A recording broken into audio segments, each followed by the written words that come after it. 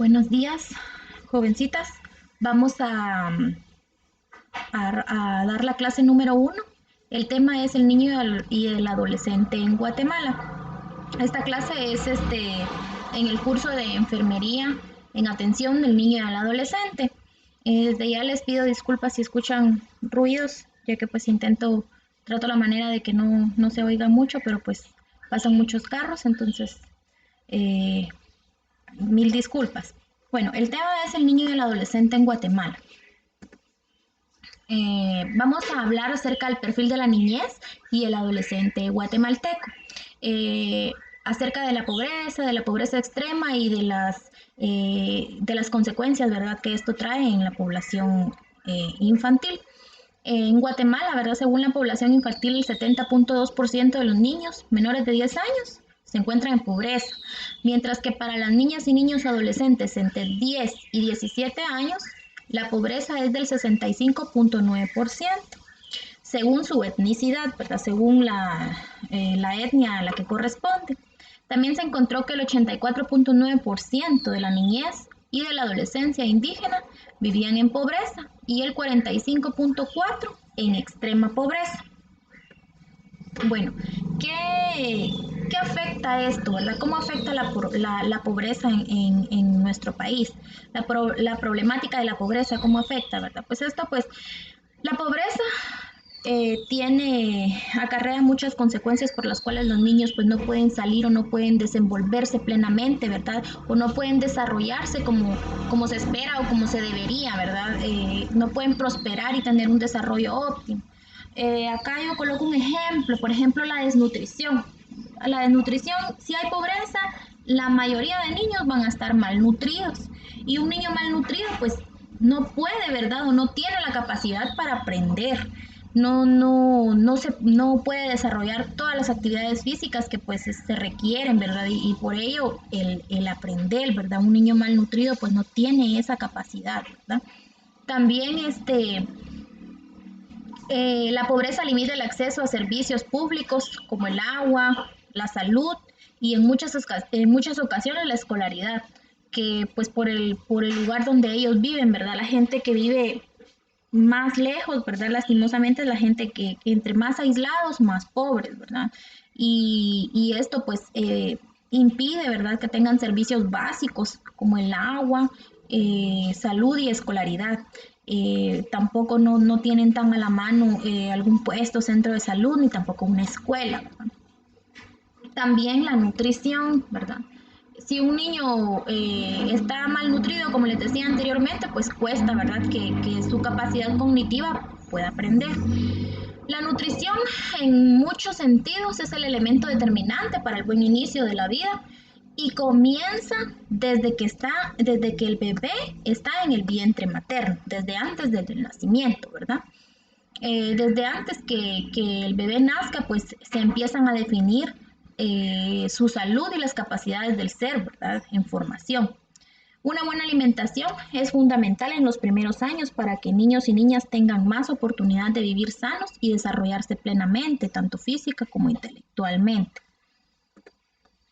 Hay opciones, ¿verdad?, de cómo poder ayudar a las personas a tener una buena nutrición, como por ejemplo la olla nutricional. ¿Qué es la olla nutricional, verdad? En la olla nutricional podemos clasificar los alimentos de acuerdo a las necesidades nutricionales del niño o de la niña, comparativamente con la situación en que viven las familias en nuestro país. Sabemos que no es posible el consumo de todos los alimentos en la dieta diaria de las familias, pero al alcance de ellos, ¿verdad? Lo que tengan al alcance, pues podemos realizar una buena dieta, ¿verdad? Una dieta balanceada, que es el objetivo de la olla nutricional, ¿verdad? Que ponerle alimentos que nutran a la familia o a los niños, pero que también estén al alcance de ellos. La salud. La salud es otro factor, ¿verdad? La salud de niños y niñas se considera un tema prioritario, no solo porque se ha tomado conciencia de su papel fundamental en la superación de la pobreza, sino también por tratarse de un derecho humano. Bueno, pues acá hablamos de que la salud pues es un derecho de todos, ¿verdad?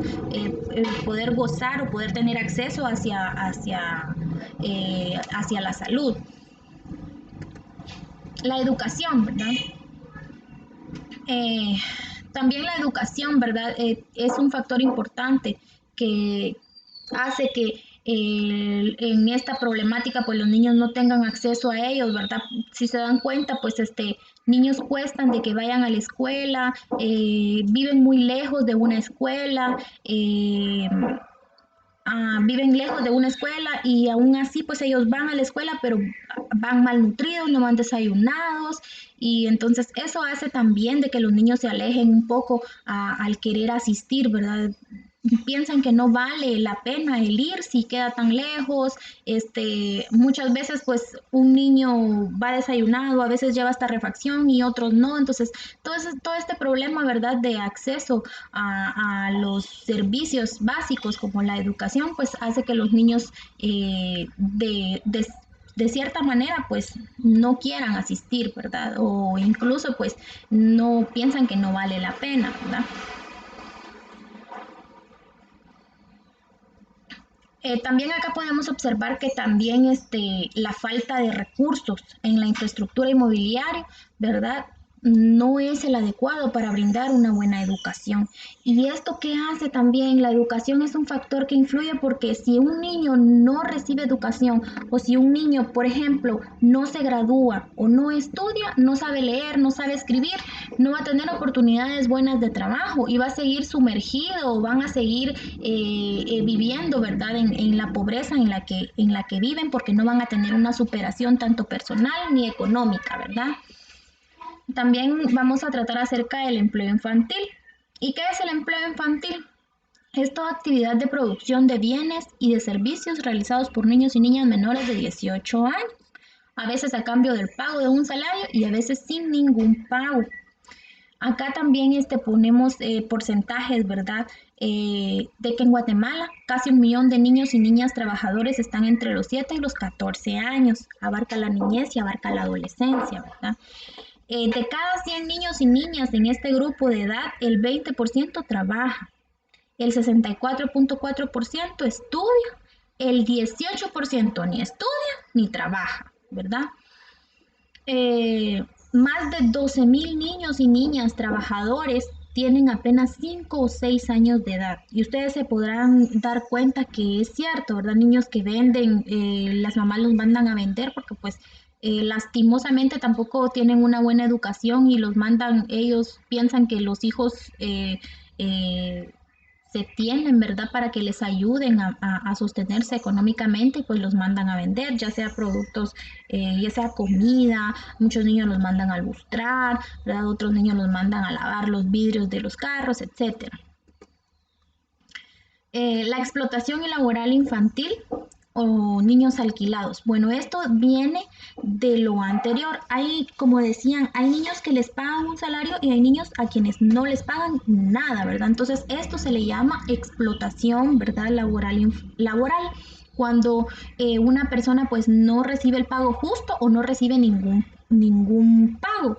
En este caso infantil, porque ocupan a los niños, ¿verdad? Ocupan a los niños para poder realizar este tipo de trabajos. ¿Y por qué niños o los niños alquilados? ¿Por qué niños alquilados? Porque muchas veces los papás, ¿verdad?, alquilan a los niños o dan a los niños a ciertas redes para que los ocupen para vender e incluso muchas veces hasta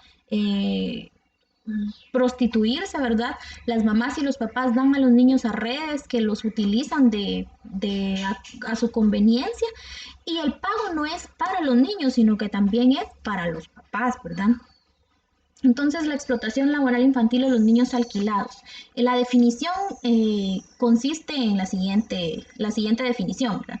Es la utilización de niños en trabajos normales o peligrosos para fines económicos, familiares o de otra índole, de menores de edad por parte de adultos, afectando con ello el desarrollo personal y emocional de los menores y el disfrute de sus derechos. Algunos limpian vidrios en esquinas, otros hacen malabares con maquillajes de payaso o fingen estar lisiados para mendigar. Esta es otra manera de cómo pueden poner a trabajar a los niños, ¿verdad? Que a veces los obligan a fingir que están lisiados o un niño carga a otro que supuestamente es su hermanito, muchas veces ni son hermanitos, ¿verdad? Solo los prestan y pues andan pidiendo dinero, ¿verdad? O andan mendigando. Vamos a hablar acerca del contexto socioeconómico y antropológico de la niñez y la adolescencia. Guatemala cuenta con 80% más de desigualdad que el resto de países del mundo. Circunstancias como género, lugar de origen y nacimiento reducen la posibilidad de progreso y economía, ¿no? El género, ¿por qué? Porque muchas veces a las mujeres no se les toma en cuenta. El lugar de origen, porque a veces es lejano y dependiendo de dónde la persona viva o dónde nazca, ¿verdad? Va a reducir su posibilidad de progresar tanto personalmente como económicamente. Los derechos del niño y del adolescente. Vamos a hablar acerca de los derechos del niño y del adolescente. Para hablar acerca de los derechos, primero vamos a entender qué es un derecho.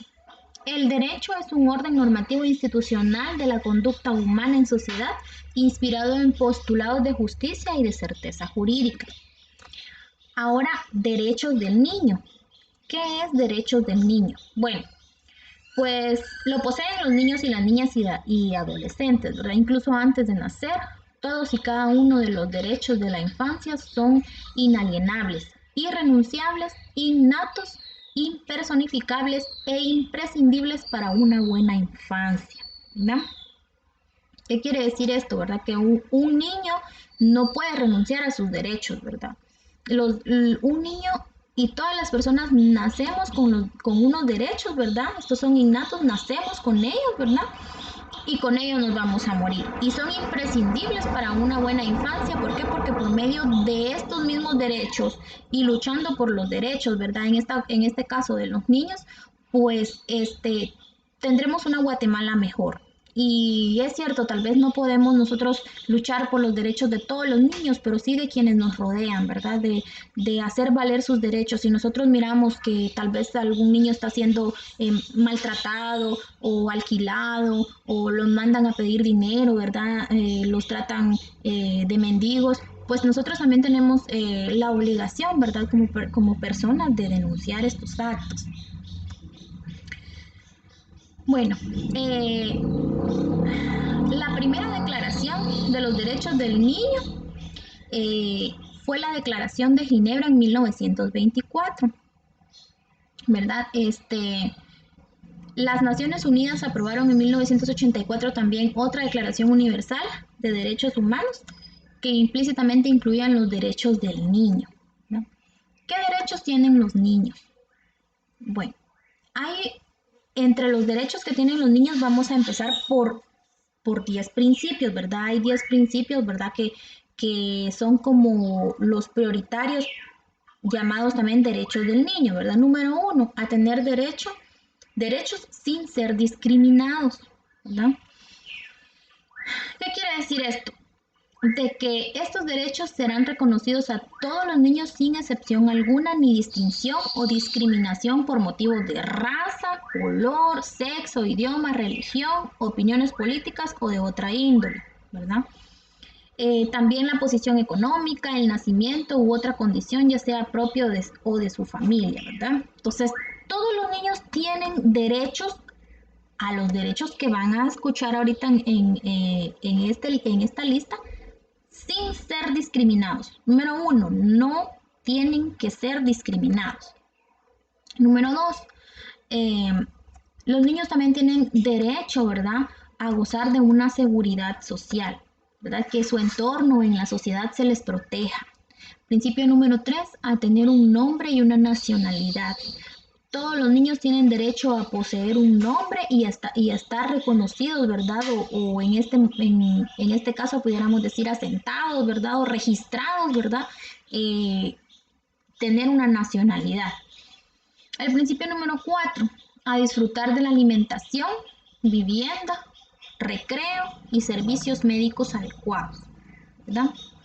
Acá pues todos los niños tienen el derecho y los padres, por ende, la obligación de alimentarlos, de asegurarlos o de protegerlos a través de una vivienda. También ellos tienen el derecho de recrearse.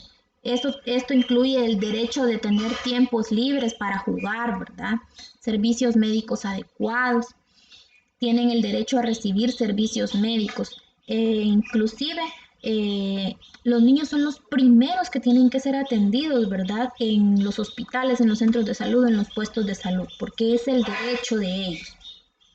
Al principio número 5, a recibir atención y cuidados especiales cuando el niño sufre algún impedimento físico, mental o social. Número 6, el amor y la familia.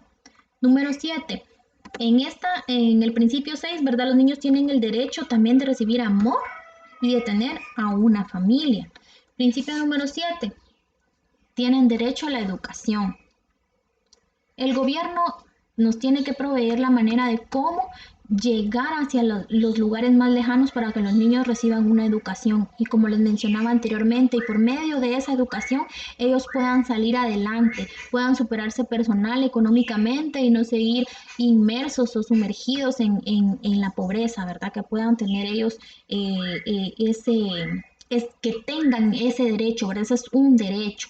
El principio número 8, hacer los primeros en recibir atención en situaciones de emergencia. Lo que les mencionaba anteriormente, tienen derecho a la salud, pero también tienen derecho a ser los primeros en recibir atención en situaciones de emergencia.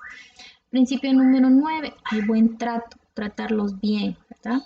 Principio número 10, a la protección contra todo tipo de discriminación y a la educación en la tolerancia frente a las diferencias. Bueno, también está un listado de todos los derechos que los niños tienen. En la página también se les dejó un ejercicio para que ustedes pues a manera de reforzamiento puedan realizarlo, ¿verdad? Investigaciones y que se les deja con los marcos teóricos que también ya posteriormente que ya se les han adjuntado. Vamos a hablar acerca del autocuidado del niño y del adolescente. Para mantener niños sanos no es suficiente tener una alimentación balanceada. Es muy importante el cuidado y la limpieza del ambiente en que nos movemos, así como del aseo personal. Cuando hablamos de salud, tenemos que referirnos a nosotros como un todo. Así pues, tenemos que tener presente tanto la salud corporal como la salud mental. El autocuidado es el cuidado propio, el cuidado por uno mismo. Este autocuidado es un principio, es un concepto muy utilizado en la disciplina de enfermería. La teorista Dorothea Oren logró conceptualizar la teoría general de enfermería, en la cual constituye a su vez 3 subteorías, que estas son: teoría del autocuidado, teoría del déficit del autocuidado y teoría de los sistemas de enfermería. Bueno, vamos a irlas viendo un poco, ¿verdad? Bueno, el autocuidado, pues en sí, para que quede claro que el autocuidado, pues es el cuidado de uno mismo, ¿verdad? El cuidado que uno tiene de su propio cuerpo. La teoría del autocuidado. El autocuidado es una actividad del individuo aprendida por este y orientada hacia un objetivo. Es una conducta que aparece en situaciones concretas de la vida y que el individuo dirige hacia sí mismo o hacia el entorno para regular los factores que afectan a su propio desarrollo y actividad en beneficio de la vida, salud y bienestar. Bueno, pues el autocuidado no solamente también en nuestra persona, sino que también de nuestro entorno, ¿verdad? Aprender a tener un autocuidado quiere decir que nosotros nos cuidamos bien en sí mismos, pero también cuidamos nuestro entorno para no contaminarnos o enfermarnos, ¿verdad? Con el entorno también, con factores que afecten nuestro bienestar. Para lograr el propósito de nuestro bienestar, salud y desarrollo, todos los seres humanos tenemos requisitos que son básicos y comunes a todos. Según Dorothea Oren, existen 3 grandes grupos de requisitos. esto pues es muy importante si ustedes tienen ahí cómo anotarlo, ¿verdad? Los requisitos universales, los requisitos del desarrollo y alteraciones o desviaciones de salud. ¿A qué se refieren los requisitos universales? ¿Verdad? Son requisitos que representan los tipos de acciones humanas que proporcionan las condiciones internas y externas para mantener la estructura y la actividad, que a su vez apoyan el desarrollo y la maduración humana. Y estos se dividen en mantenimiento de un ingreso suficiente de aire, agua y de alimentación, provisión de cuidados asociados con procesos de eliminación urinaria e intestinal, equilibrio entre actividades y descanso, equilibrio entre soledad y la comunicación social, previsión de peligros para la vida, funcionamiento y bienestar humano, ¿no? Estos son los requisitos universales, son los principales, ¿verdad? O los básicos que el individuo debe de poseer. Los requisitos del desarrollo. Bueno, ¿cuáles son los requisitos del desarrollo o qué realizan los requisitos del desarrollo, verdad? Estos pues se promueven para la vida y para la maduración y previenen las circunstancias perjudiciales para esa maduración o mitigan sus efectos.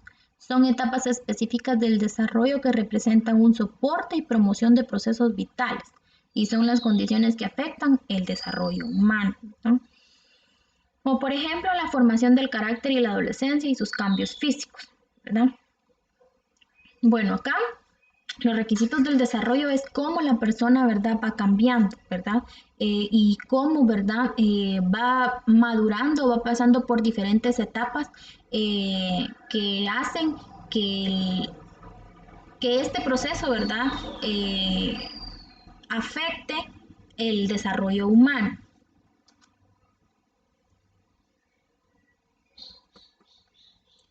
Alteraciones o desviaciones de salud. La enfermedad o lesión no solo afecta a las estructuras o mecanismos fisiológicos o psicológicos, sino que también al funcionamiento humano integrado. La teoría del déficit del autocuidado. Esta teoría es el núcleo del modelo de Oren. Establece que las personas están sujetas a las limitaciones relacionadas o derivadas de su salud, que los incapacitan para el autocuidado continuo o hacen que el autocuidado sea ineficaz o completo. Bueno, en la teoría del déficit del autocuidado. Si en la teoría del autocuidado, el autocuidado es cuidar de nosotros mismos, ¿verdad? Tener el cuidado de cuidar de nosotros mismos, de nuestro cuerpo, de nuestra salud, de nuestra alimentación, también no solo de nosotros mismos, sino también de nuestro entorno. Entonces, el déficit del autocuidado es lo contrario, ¿verdad? Las deficiencias que se tienen al no cuidar de nosotros mismos. El autocuidado del adolescente.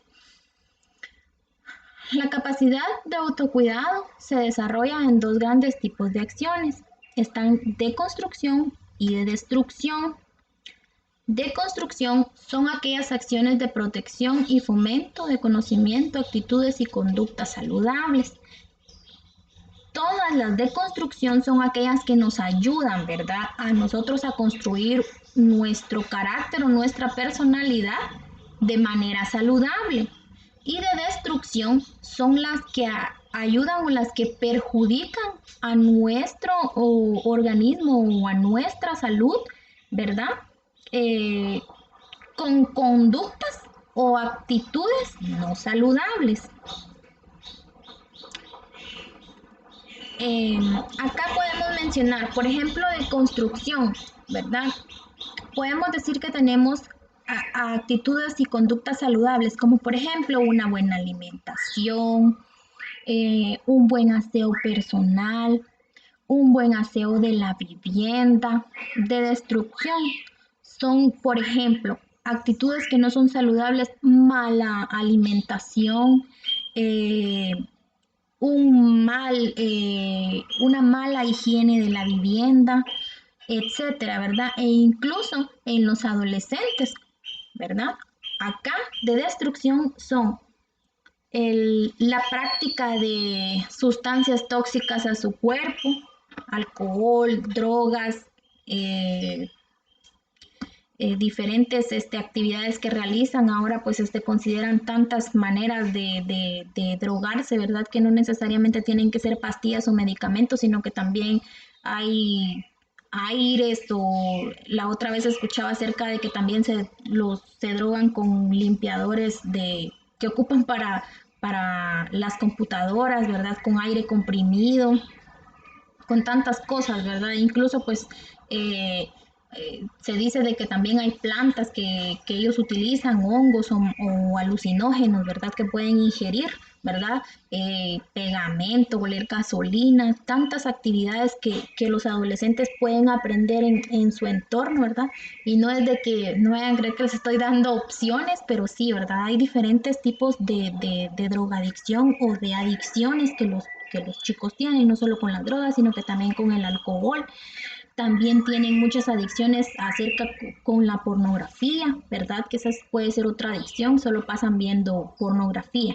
Entonces, todas esas actividades llevan a la destrucción del adolescente, porque destruyen toda su manera de pensar. Y recuerden que todo lo que miramos o todo lo que está a nuestro alrededor o lo que miramos en la tele no es cierto o está exagerado, ¿verdad? Bueno, esta ha sido la clase de hoy. Muchas gracias por su atención desde la comodidad de su casa. Espero que sigan bien y que sigamos eh, gozando de salud, ¿verdad? Y pidiéndole a Dios, pues, por las personas que están siendo afectadas por esta problemática que estamos pasando. Bendiciones y feliz día.